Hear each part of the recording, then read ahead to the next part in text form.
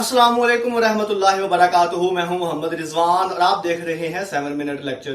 آج کے اس لیکچر میں انٹرمیڈیٹ سال دوم میں موجود شیخ غلام ہمدانی مصحفی کی پہلی غزل کی تشریح پڑھتے ہیں. تو آئیے چلتے ہیں آج کے لیکچر کی طرف. بسم اللہ الرحمن الرحیم. تو شروع کرتے ہیں جی. غلام ہمدانی مصحفی کی پہلی غزل. سب سے پہلے شاعر کا تعارف دیکھیے. 1751 کو امروہہ میں پیدا ہوئے اور 1824 کو لکھنؤ میں وفات پائی. اصل نام غلام ہمدانی اور تخلص مصحفی کرتے تھے. دلی کے رہنے والے تھے لیکن عمر کا زیادہ حصہ لکھنؤ میں گزرا. اس لیے ان کی شاعری میں دہلوی اور لکھنوی دونوں معاشروں کی عکاسی نظر آتی ہے. ہمدانی کا کلام عاشقانہ مزاج کا ہوتا ہے. تمام اصناف میں شعر کہے ہیں انہوں نے اور 8 دیوانے یادگار چھوڑے ہیں.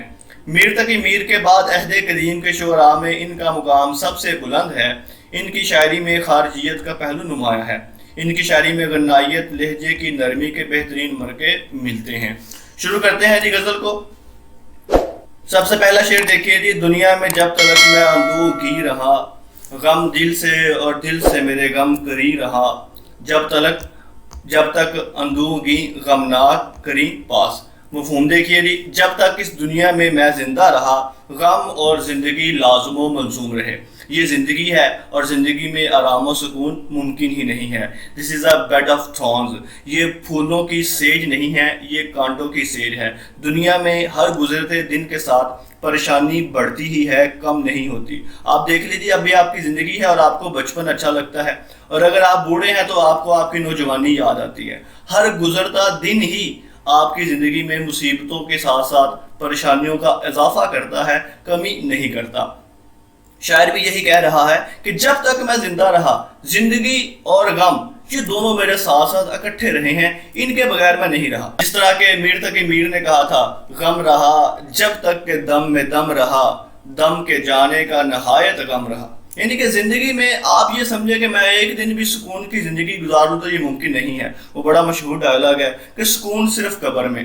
مطلب یہ کہ اگر آپ کو سکون چاہیے تو پھر آپ کو مرنا ہوگا. لیکن وہ غالب نے کہا تھا کہ مر کے بھی چین نہ پایا تو کدھر جائیں گے. تو زندگی مصیبتوں، دکھوں، پریشانیوں کا نام ہے. تو چلتے ہیں جی دوسرے شعر کی طرف. رونے سے کام بس کہ شب اے ہم نشیں رہا، آنکھوں پہ کھینچتا میں سرے آستین رہا. شب رات کو کہتے ہیں ہم نشیں دوست، سرے آستین کا کنارہ.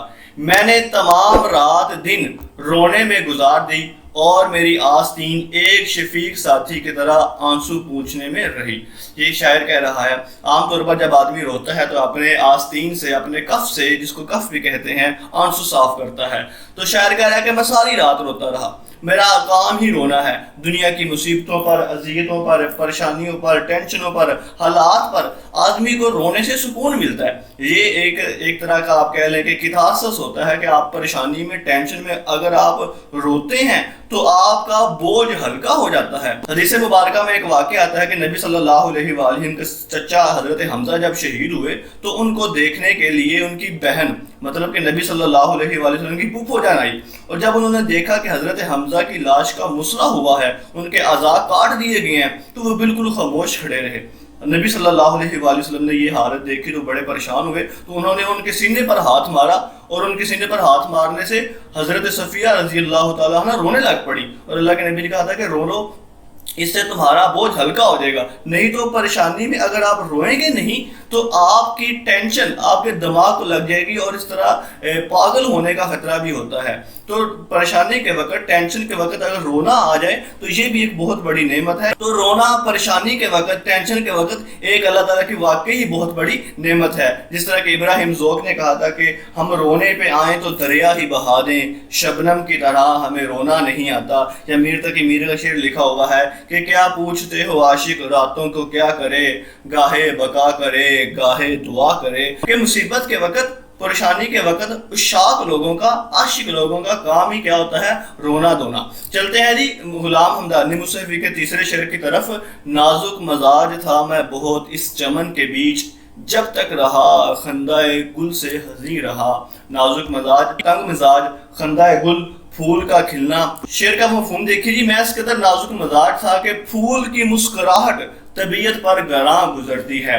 یہ شاعر لوگوں کا ایک خاص قسم کا مسئلہ سمجھ لیں آپ. یہ وہ ہوتا ہے کہ جو قنوتیت پسند شاعر ہوتے ہیں، جو پریشان ٹینشن میں رہنے والے لوگ ہوتے ہیں، ان کو خوبصورت لوگ بھی دیکھیں تو وہ دیکھ کر پریشان ہو جاتے ہیں۔ شاعر لوگ جو خود پریشان ہیں، اگر وہ کسی کو ہنستا ہوا دیکھ لیں تو وہ ان کے ہنسنے پر بھی پریشان ہو جاتے ہیں۔ مثال کے طور پہ ایک ولیم نام کا شاعر آتا ہے انگلش کا، وہ یہ کہتا ہے کہ جب ہوا چلتی ہے اور ڈالیاں جھومتی ہیں، ٹہنیاں ویوز کرتی ہیں تو وہ گویا کہ مجھے چڑھا رہی ہوتی ہیں، اور شاعر ٹہنیوں کے ویو کرنے کو بھی اپنے اوپر طنز شمار کرتا ہے۔ اسی طرح یہ شاعر بھی کہہ رہے ہیں غلام ہمدانی مصحفی کہ جب پھول کھلتا ہے، خندہ گل پھول کا کھلنا، اب پھول کا کھلنا بھی ان کو پریشان کر دیتا ہے۔ حالانکہ پھول کا کھلنا ایک بہت اچھا عمل ہے، اس سے بڑا سکون ملتا ہے، آدمی پریشان ہو تو خوش ہو جاتا ہے، لیکن شاعر یہ کہہ رہا ہے کہ میں اتنا نازک مزاج تھا، میں اتنا سینسیٹیو تھا کہ جب تک چمن میں رہا مجھے پھول کا کھلنا بھی پریشان کر دیتا تھا۔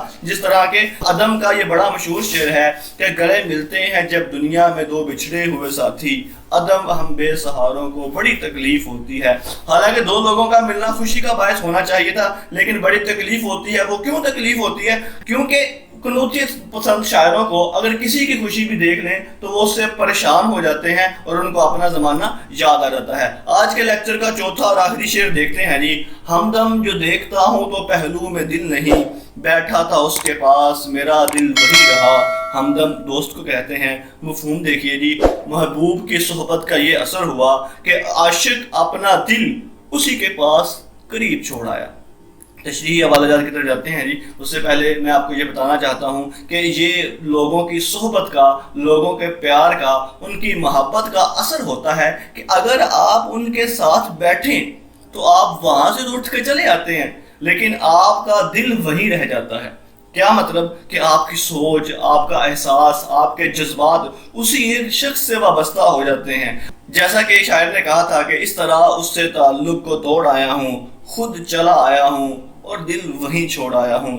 داغ دہلوی نے کہا تھا جانے والی چیز کا غم کیا کریں، دل گیا تم نے لیا ہم کیا کریں۔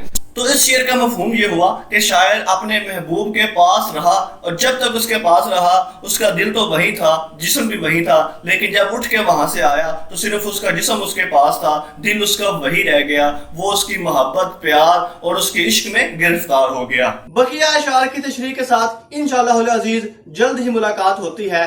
آپ کی سماعتوں کا بہت بہت شکریہ۔ اللہ حافظ الناصر۔